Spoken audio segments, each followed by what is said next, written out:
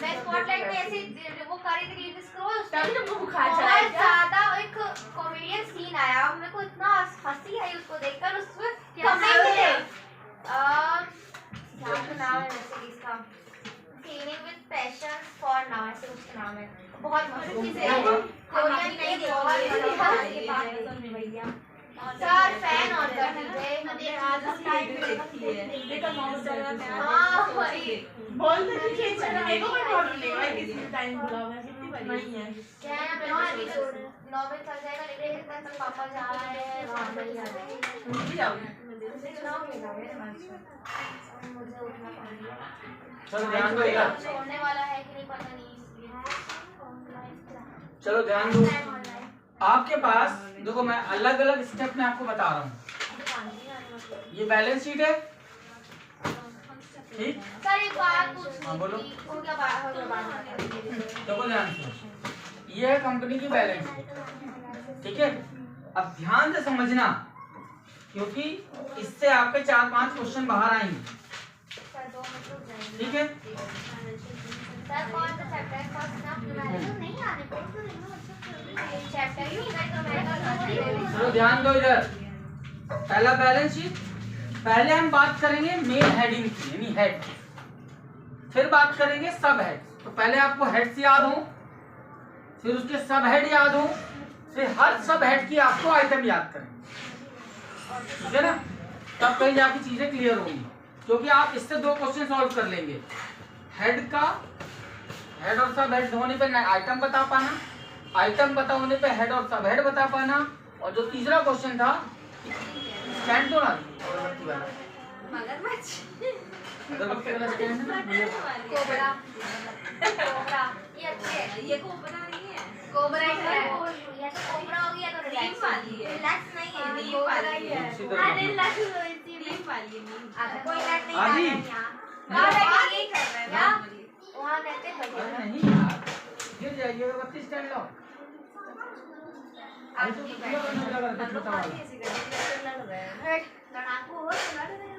हम लोग ऐसे बात ही करते हैं, लगता है जबकि लड़ाई नहीं करते, हम लोग बात करने एक दिन कुछ ऐसे मैं बोल रही हूँ, इसको देख के तो लगता है आराम मिलता है। नहीं मिला। हाँ सही में ये ऐसे बोल रही है,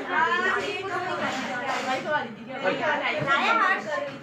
शायद दिवाली दशहरा आती है, दिवाली दशहरा आती है।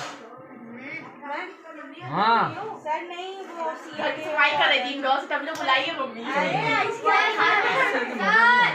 आई थी चिट्ठी ले ले, उसको पेपर दे दे।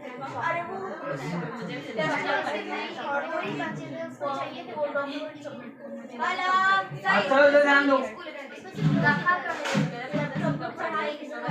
चलो ध्यान दो इधर, इधर ध्यान दो। सबसे पहले बैलेंस शीट में अपन बात करेंगे हेड।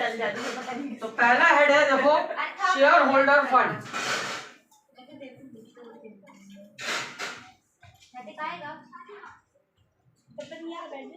पहला हेड क्या बना, शेयर होल्डर फंड। दूसरा हेड है, ये अपन किसकी बात कर रहे हैं, लायबिलिटी साइड। कौन सा साइड है, लायबिलिटी, और ये ठीक है ना। सेकंड है share application money pending allotment, share application money pending allotment. Second, third है non current liability, non current liability, और अगला है करेंट लायबिलिटी। ध्यान से समझो, ये क्या हेड हो गए, 4 हेड हो गए। इसमें काम के तुम्हारे 3 ही है, share holder fund, non current liability, एक सेकंड सर, करंट लायबिलिटी। इधर वाले हैं क्या, चाय पी लो। हाँ ना, आ जाओ। जब आएंगे ना रहे तो बैठ जाओ। चाय नहीं आनी, चाय नहीं आएगा, आ जाएगी तो चार प्लीज। ध्यान दो, अभी वैसे भी नहीं समझा। ये क्लियर हुआ। पहले क्या 4 नाम क्या मिले, जिसमें 3 आपको आसानी से याद हो जाएंगे, share holder fund, non current liability, current liability, ठीक। अब देखो, नॉन करेंट लायबिलिटी और करंट लायबिलिटी से यहाँ के 2 आइटम आसानी से याद हो जाएंगे, current asset, non current asset current assets. Done. Non current assets और करंट एसेट्स। और मच्छर काट रहे हैं। और एक तीसरा नाम है जनरली लिखा सबसे लास्ट में जाता है, मैंने इसी के बगल में लिखने की वजह से लिखा, नहीं तो अपन इसको यहाँ लिख दिया अगर नॉन करंट एसेट्स और फिर लिखे करंट एसेट्स। और यहाँ जो तीसरा नाम है ये ज्यादातर यूज में नहीं होता पर नॉर्मली लिख लेते हैं अपन, कंटीजेंट लायबिलिटी। एम से कुछ था, contingent liability and capital sir ये वाली लाइट भी ऑन कर दीजिए। Capital commitment. ध्यान देना, ये नाम मिला, इसी को बोल देते हैं कई लोग, कई जगह लिखा मिलेगा मिसलेनियस। ठीक, तो ये आपको कितनी हेडिंग्स मिली, कितने हेड्स हैं? 4 3 7, टोटल नंबर ऑफ हेड्स 7। पहला शेयर होल्डर फंड, दूसरा share application money pending allotment, तीसरा नॉन करंट लायबिलिटी, चौथा करंट लायबिलिटी, पांचवा non current assets current assets और last is liability and capital commitment या एक्चुअली में ये दोनों नाम ही इसके सब ग्रुप बन जाते हैं, इसलिए ये नाम अगर याद कर लेंगे तो दोनों सब ग्रुप पता चल जाएगा। Share application money pending allotment यानी वो शेयर जिनका हमको एप्लीकेशन पैसा तो मिल गया पर हमने उनको अभी शेयर अलॉट नहीं किया। ऐसे शेयर जिनका एप्लीकेशन मनी तो मिल गया बट उनका अलॉटमेंट अभी नहीं हुआ है, उनको शेयर अलॉट नहीं हुआ यानी उनका अलॉटमेंट मनी अभी नहीं है। तो ये 7 हेडिंग बनी। ठीक, जब आप अभी आप तैयारी करोगे एग्जाम, अभी जो 2 दिन में आपको करना क्या है, पहले आप ये 7 नाम लिखने की कोशिश करो कि ये आपको याद है कि नहीं सीक्वेंस में। अभी याद हो, 1 घंटे बाद याद है कि नहीं। सबसे पहला काम share holder fund, share application money pending allotment, non current liability, non current assets और मिसलेनियस एक्सपेंस। ये 7 नाम हुए। मेन हेडिंग ये है, ठीक है ना। अब जो भी मिलेगा इसकी सब हेडिंग में मिलेगा। अब मैं कहां से बता रहा हूं, जो मैंने आपको लिस्ट बोली थी, पेज नंबर 452, ठीक है ना। अब देखो ये आपका हुआ हेड। अब एग्जाम में क्वेश्चन आ जाता है explain the asset side of the balance sheet या explain the liability side of balance sheet. आ गया, अगर क्वेश्चन आया explain the liability side of balance sheet तो आपको कितनी हेडिंग है? Share holder fund, share application money pending allotment, non current asset, non current liability और करंट लायबिलिटी। ये 4 हेडिंग आपको एक्सप्लेन करनी पड़ेगी कि शेयर होल्डर फंड क्या होता है। तो आप शेयर होल्डर फंड क्या होता है ये लिखने के लिए आपको उसके अंदर का आइटम पता हो, अब तो उसके बारे में लिखोगे 4 लाइन। ये क्वेश्चन आएगा तो 3 नंबर में आएगा, 2 नंबर में आएगा, 4 नंबर में नहीं आएगा। ध्यान रखना इस चैप्टर का मैटर, या तो 2 नंबर में या 3 नंबर में। तो बहुत ज्यादा डिटेल में भी नहीं लिखना पड़ता, बट आइटम पता होगा तब तो लिखेंगे। ये थ्योरी ही आना है इस चैप्टर। नेक्स्ट अगर बोल दिया explain the asset side of balance sheet तो 3 नाम है, नॉन करंट, हाँ भाई एसेट साइड में क्या एक्सप्लेन करोगे। Asset side of the balance sheet have the following items या following heads and sub head. पहला नॉन करंट एसेट। अब नॉन करंट एसेट्स में जब लिखोगे in this head we prepare the following sub head. तो जब सब हेड नाम आएंगे ना तब आप उनको एक्सप्लेन कर पाओगे क्योंकि उनको आप जानते हो, इनको आप कम जानते हो। चलो अब मुद्दा पे आते हैं। ये तो हुआ क्या एक क्वेश्चन, या आगे एक्सप्लेन द बैलेंस शीट या financial statement of a company. तो financial statement of the company आया तो आपको पूरे 7 पॉइंट एक्सप्लेन करने हैं ना। तो 7 पॉइंट को आप ज्यादा थोड़ा थोड़ा भी लिखोगे तो आपका 100 वर्ड या 80 वर्ड जितने आ रहा है 3 नंबर में वो कंप्लीट हो जाएगा। तो ये 3 क्वेश्चन कवर हुए। पहला लायबिलिटी साइड, दूसरा एसेट साइड, तीसरा बैलेंस। ठीक है ना। अब इनका डिटेल कैसे करना है उसको भी आते हैं। तो ये पूरे आइटम आपको एक दिन में याद नहीं होंगे, समझना बात। पहले ये 7 नाम, पहला क्या है शेयर होल्डर फंड, दूसरा share application money pending allotment, तीसरा non current liability, current liability, non current asset, current asset और मिसलेनियस एक्सपेंडिचर। डन। ये 7 नाम हुए। अब पहले नाम के 3 टुकड़े हुए शेयर होल्डर फंड के, यानी 3 उसके सब हेड हुए। पहला ध्यान देना, शेयर कैपिटल। दूसरा क्या लिखा है, रिजर्व एंड सरप्लस। तीसरा मनी रिसीव्ड अगेंस्ट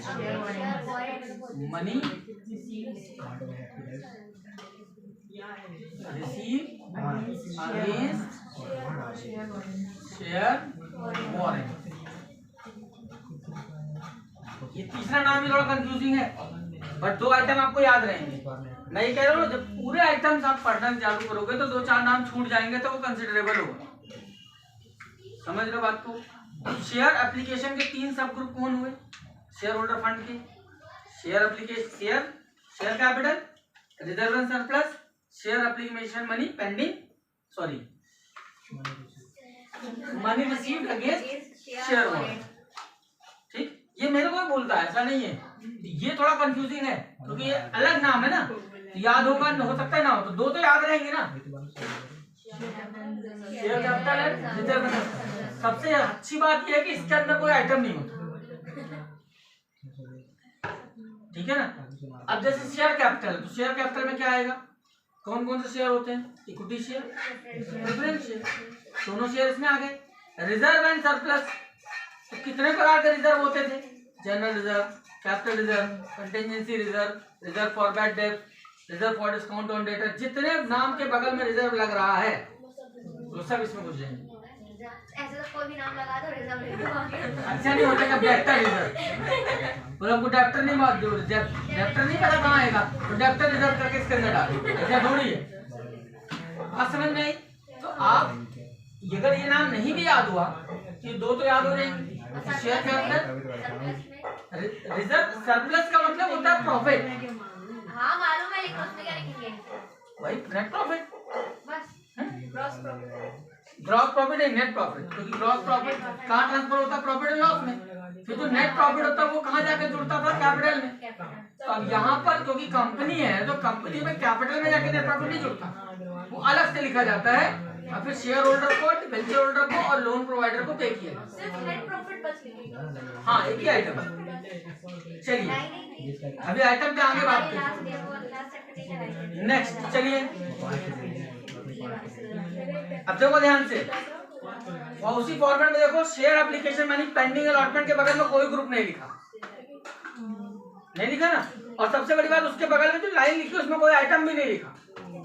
देखो, application money received in excess and not allotted, यानी इसमें कोई आइटम नहीं होता इस वाले हेडिंग में।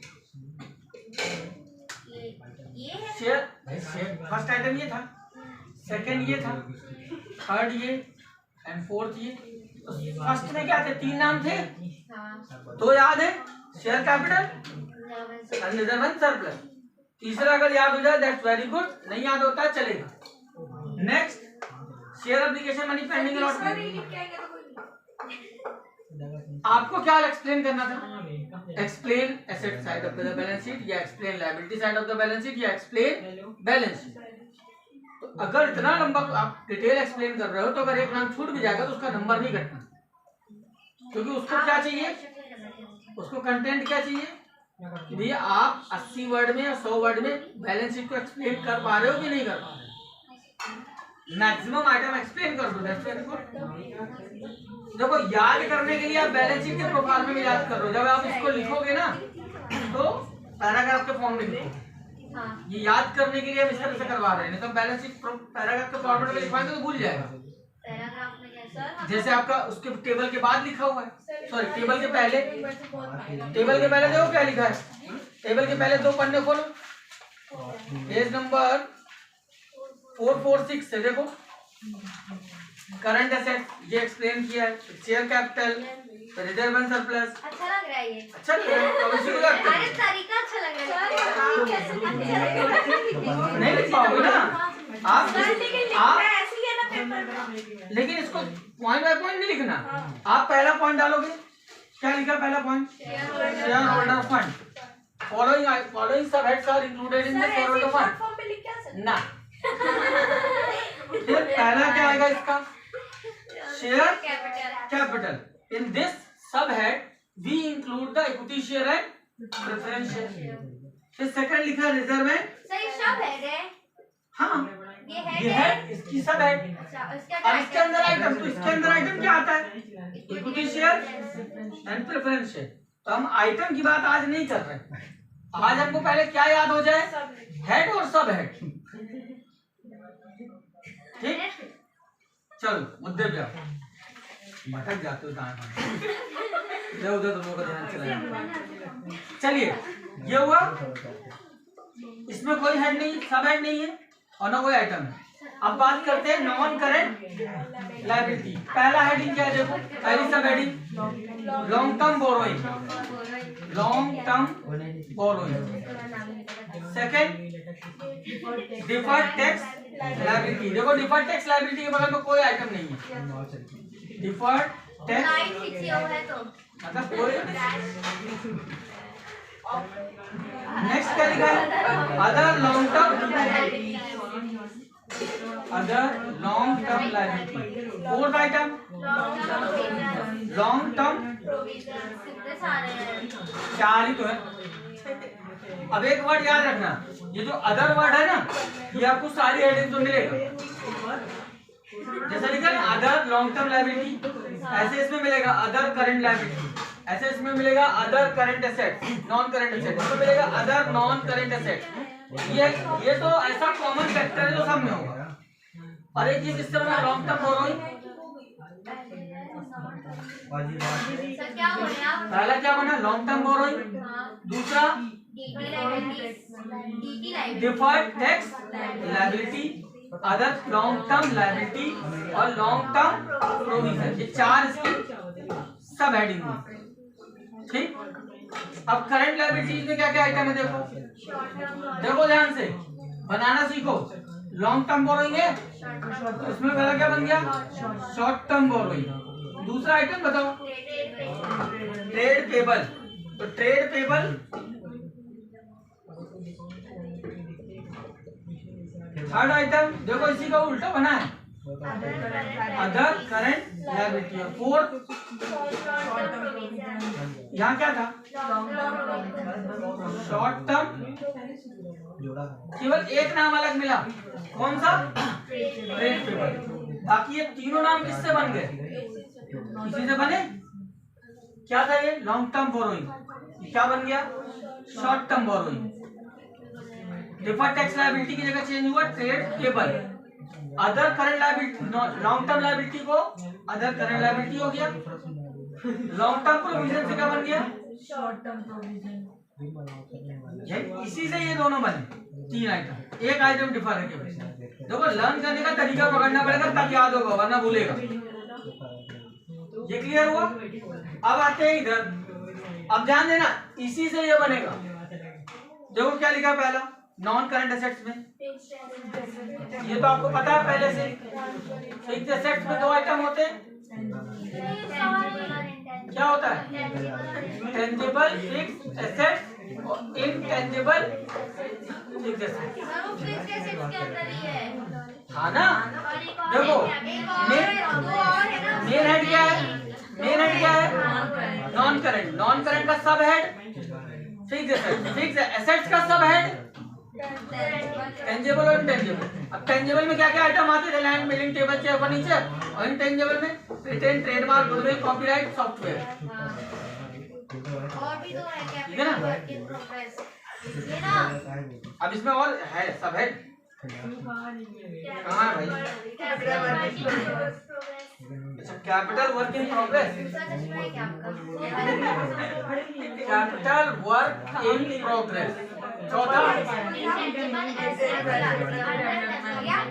Intangible assets under development last year देखते हैं अंडर जी लो दो देखते हैं अभी डेवलपमेंट।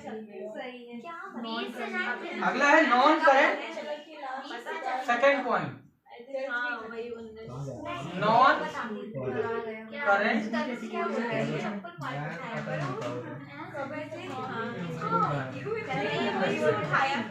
अगला डिफर्ड टैक्स एसेट मैंने ये बोला था कि मार खाने क्या करते मैं लेकिन चप्पल वापस आ जाऊंगा नेक्स्ट और होंगे long term loan and advance हम लोग के लिए जाना कब तक एडवांस। पांचवा क्या है अदर नॉन करंट एसेट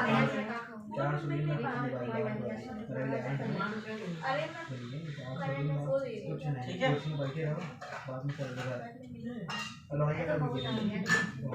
अभी चलो करंट एसेट में पहला आइटम ध्यान देना इधर उधर देखो पहला क्या था एसेट्स कितने सोए अब करंट एसेट्स में सारा पहला आइटम क्या लिया करंट इन्वेस्टमेंट कहाँ से हुआ अदर करंट इन्वेस्टमेंट है यहाँ आ गया हाँ, अब आ गया। है आपका दूसरा लगा अदर बोल रहे हैं क्या बनेगा इसका करंट यहाँ क्या वर्ड था नॉन करंट इन्वेस्टमेंट एक एसेट अलग हो गया यहाँ से शुरू करो नॉन करंट इन्वेस्टमेंट तो यहाँ बन गया करंट इन्वेस्टमेंट और दूसरा क्या लिखा है देखो इन्वेंट्री इन्वेंट्री यानी इसी का दूसरा नाम स्टॉक। तीसरा बताओ ध्यान देना ट्रेड पेबल का ट्रेड रिसीवेबल। चौथा cash and cash equivalent. Short term loan and advance. यहाँ क्या था long term loan and advance यहाँ होगा short term loan and advance. Next other current assets. अब देखो अदर इधर भी था इधर भी था इधर भी था एक साथ नहीं आपको मुझे मालूम है।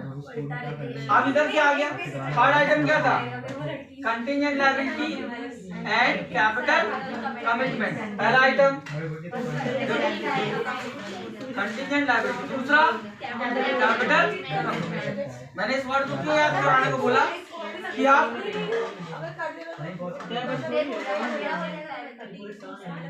Contingent liability capital.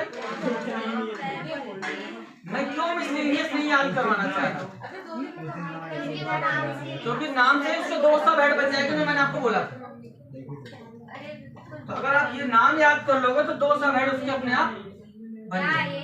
अब देखो ध्यान से इसमें जो नाम आपको नॉर्मली याद हो जाएंगे और जो छूट जाएंगे ज्यादा जो गलती होती है एक ये छूटेगा एक ये भूलेगा ठीक है ना एक ये भूलेगा डिफर्ड टैक्स भूलेगा चांसेस है भूलने के नॉर्मली बाकी याद आ जाएंगे। इसमें ट्रेड पेबल जो है ना इसको याद रखने का तरीका ये है कि ये है क्रेडिटर प्लस बिल्स पेबल। हाँ सर याद आया वही बोले किसका नाम ट्रेड पेबल को क्या बोलते हैं क्रेडिटर प्लस और यहाँ ट्रेड रिसीवेबल को बोलते हैं डेटर प्लस बिल्स रिसीवेबल। बात समझ में आई। ट्रेड पेबल का मतलब होता है क्रेडिटर और बिल्स पेबल और ट्रेड रिसीवेबल का मतलब होता है डेटर और bills receivable.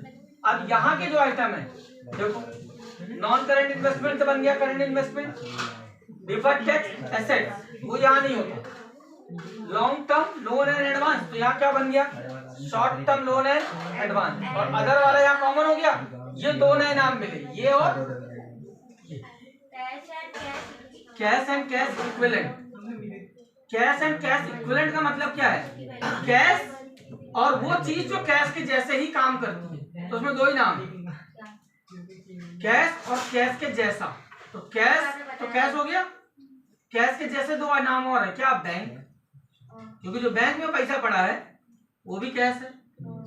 And third marketable security. Marketable security का मतलब या शॉर्ट टर्म सिक्योरिटी, ये दोनों क्या है? दोनों नाम अलग अलग है, काम एक ही है। वो पैसा जो गवर्नमेंट के पास आपका जमा है, बात समझना, वो पैसा जो गवर्नमेंट के पास आपका जमा है उसको भी कैश माना जाता है। जैसे आपका एफडी है, फिक्स डिपॉजिट, या आपके पास किसान विकास पत्र है जो गवर्नमेंट देती है, या पोस्ट ऑफिस में, या गवर्नमेंट ने जो बॉन्ड निकाला, गवर्नमेंट ने कर्जा मांगा आम पब्लिक से, तो पब्लिक ने गवर्नमेंट को पैसे दिए, गवर्नमेंट ने उसको एक सर्टिफिकेट दिया कि हम आपको इतने साल बाद इतना पैसा रिटर्न करेंगे। मान लो आपने 5 लाख दिया 5 साल के लिए, तो गवर्नमेंट ने बोला हम आपको 9 लाख वापस करेंगे। तो वो 9 लाख क्या है? अगर आपको किसी से लोन चाहिए या आपको किसी को पेमेंट करना है तो वो कागज आप उठा के पे कर सकते हैं, वो एक्सेप्ट करेगा एज अ कैश, क्योंकि उसको मालूम है ये पैसा गवर्नमेंट के पास है, हमको आज नहीं तो कल मिल जाएगा, सिक्योर्ड मनी। तो वो पैसा जो कैश के जैसा काम करे उसको बोलते हैं कैश इक्विवेलेंट। भाई आपका बैंक में पैसा है, आप किसी को भी चेक काट के दे दोगे, ट्रीटेड एज अ कैश। ठीक, तो ये वो हेड्स है और सब हेड्स, ठीक है ना? तो ये आप पहले तो अभी आप घर में जाके इनको रिवाइज करें, फिर हम इनके बारे में कल बात करेंगे और आपसे पूछेंगे। अब कल जो यही चीज आप बताएंगे तब बनेगी बुक बनने। देखते हैं किसको कितने आइटम दिमाग में चढ़े।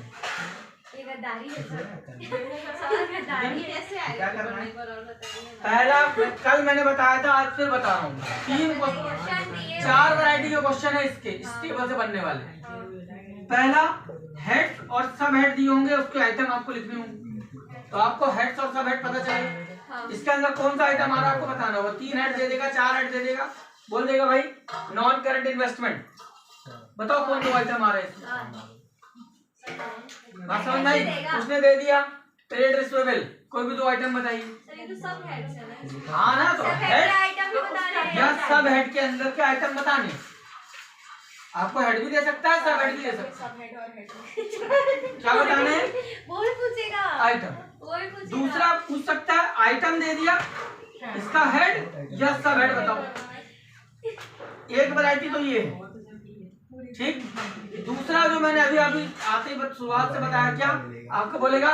एक्सप्लेन एसेट साइड, लायबिलिटी और balance sheet, explain liability side, या एक्सप्लेन, इन तीनों में तो कोई एक क्वेश्चन सर इस साइड वाला बात समझ नहीं। और ये आएगा